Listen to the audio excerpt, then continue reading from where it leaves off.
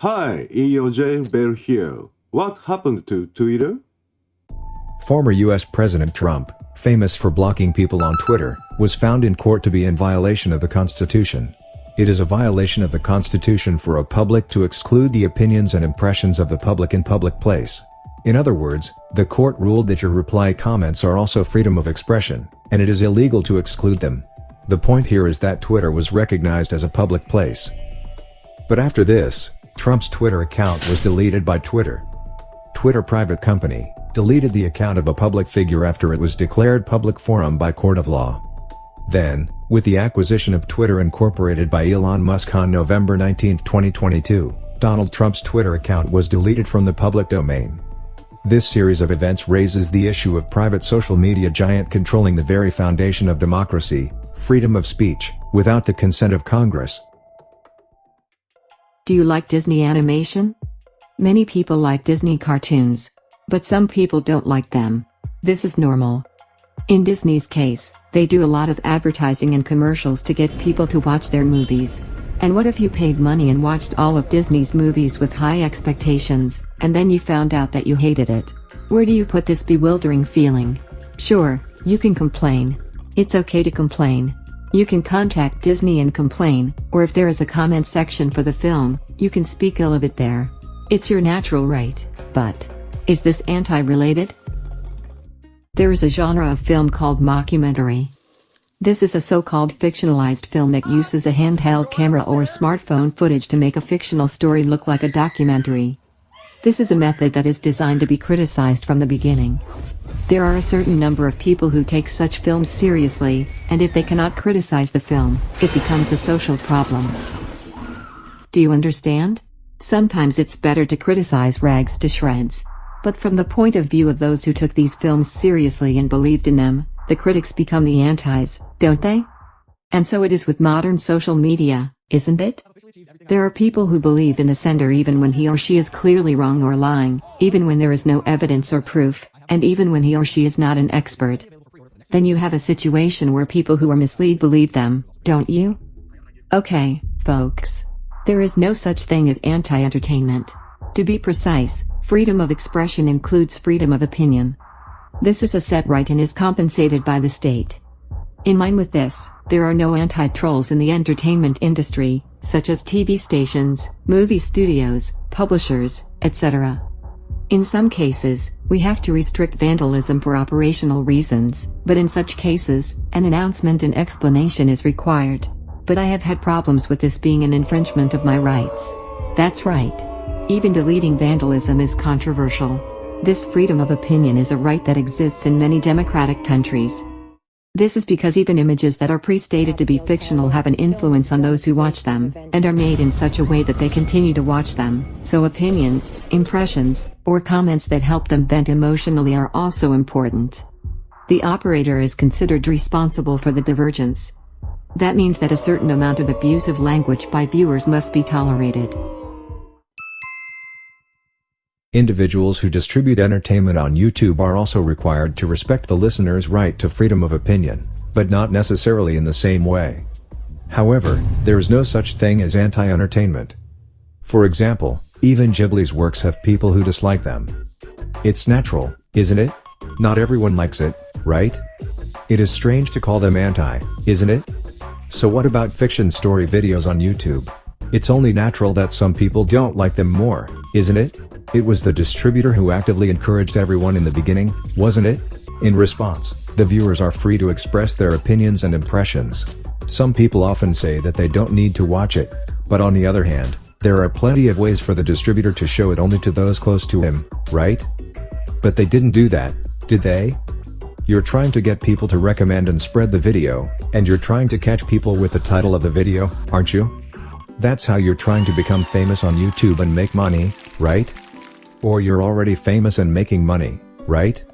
Then you're trying to make your listeners watch, aren't you? And if it's bad enough, if it's titled after an actual event or incident, or if someone involved in the incident is on the show or streaming the show, not only those who didn't watch YouTube, but even those who weren't online are called around to watch, right? Yes. It is a subjective and opportunistic statement to say that you don't have to watch it.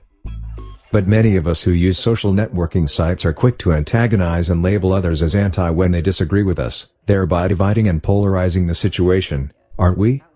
And deleting blocking is commonplace. Yes. Deleting and blocking is not a right guaranteed by the Constitution. If you are deleting blocking for your convenience, not for a valid reason, then you may be violating the Constitution. We guess individuals who are not public figures or mass media can be denied or excluded with justifiable reasons. We are willing to delete or block these comments and chats.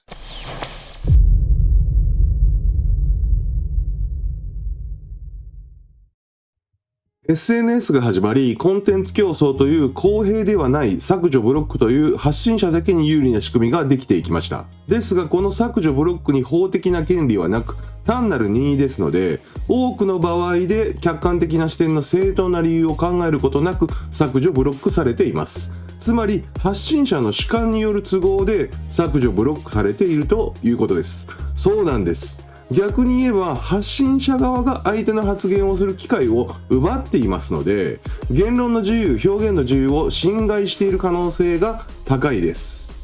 これでは双方向の言論の自由、表現の自由ではなく、発信者側の一方通行になってしまい、ただただ面白いコンテンツに発信力、発言力があるということになります。間違いや嘘であっても面白ければいいということになりますし、逆にコンテンツを面白くするために嘘や過剰な表現を頻繁に使うということになります。そんなことを初めから分かりきってますよね。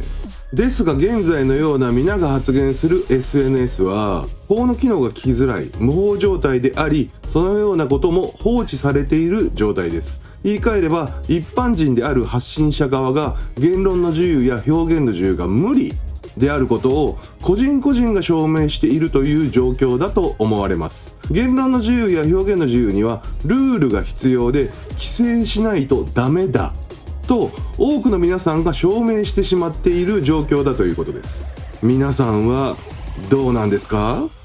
特にツイッターは短い文章で誤解を招きやすい上に規制も緩く悪用もしやすいです。使用上いい意味でも悪い意味でも拡散される可能性があります。故にツイッターでは削除やブロックを駆使しなければ個人の運用が不可能な場合がありえます。はい、ですから個人は仕方のない部分はあります。ですが冒頭でも述べたように政治家公人の削除ブロックはありえません。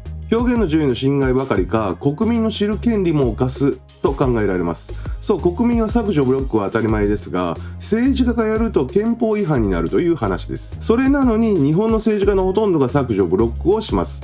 それをすることで有名な政治家もいます。はい、日本は国際人権規約の第一規定書に批准していないのでこれが憲法違反になるとは考えていないんですよ。そうなんです。日本の国民は言論の自由、表現の自由は訴えますが政治家による削除ブロックを非難する人はほとんどいません。そしてこの言論の自由、表現の自由を SNS で訴えている人のほとんどが削除ブロックを多用する人だという矛盾もあります。これってどういうことなんでしょうか？ Everyone has the right to express their opinion. Some conspiracy theories and urban legends are popular because they are true. Therefore, there is no shortage of people who spread them or copy them. Many of these are outright lies, fabrications, or falsifications, and this has a negative impact on society. Still, this kind of transmission was allowed because of freedom of speech, freedom of expression, and everyone's opinion, and because it was believed that lies and errors would be weeded out and we would be closer to the truth. But almost people delete, block, or eliminate opinions and impressions that are inconvenient for them. Especially, the more anti-corporate, cult, spy, or fraudulent a person is, the easier it is for him or her to be considered an enemy, to separate the community, and to delete or block many of them. It's made a lot of liars more popular and more communicative. So, first of all, it is the senders who have destroyed freedom of speech and freedom of expression, and that is us. As a result, conspiracy theories became regulated. Then there was the corona, then the Russian-Ukrainian war, then this became regulated. Some countries have legislated this. This is something that has happened in the last few years. Yes, regulations are expected to become stronger in the future.